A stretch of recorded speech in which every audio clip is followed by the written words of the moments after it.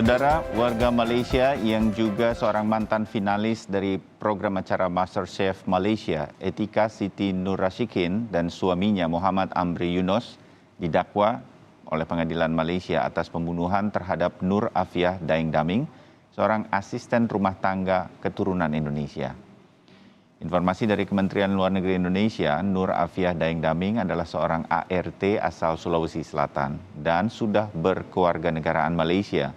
Diduga Nur Afiah dibunuh di sebuah rumah di Amber Tower Penampang di Malaysia antara tanggal 10 Desember dan 13 Desember 2021. Etika Siti Nur Rashikin dan suaminya sempat ditahan polisi pada 14 Desember 2021.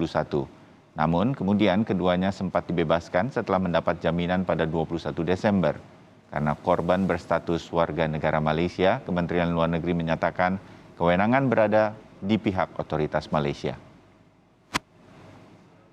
Yang bersangkutan sudah sejak lahir menjadi warga negara Malaysia, begitu.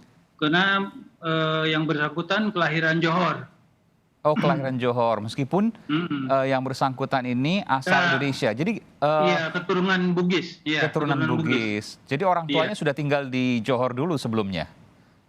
Iya, begitu yang kami ketahui. Tidak bisa berbuat banyak lagi karena itu sudah bukan wewenang kami lagi. Betul. Jadi kalau statusnya kalau dikatakan diaspora lah begitu ya, Pak ya? Diaspora, iya.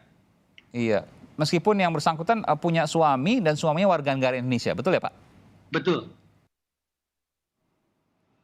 Sementara keluarga Nur Afiah Daeng Daming di Bulukumba, Sulawesi Selatan mengaku pasrah dengan musibah yang dialami almarhumah Nur Afiah.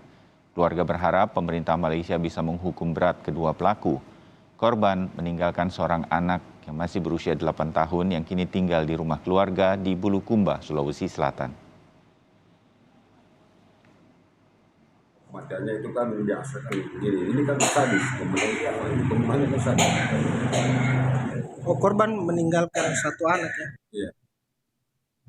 Harapannya sendiri Pak terkait peristiwa ini? Ya, keadilannya aja dengan apanya.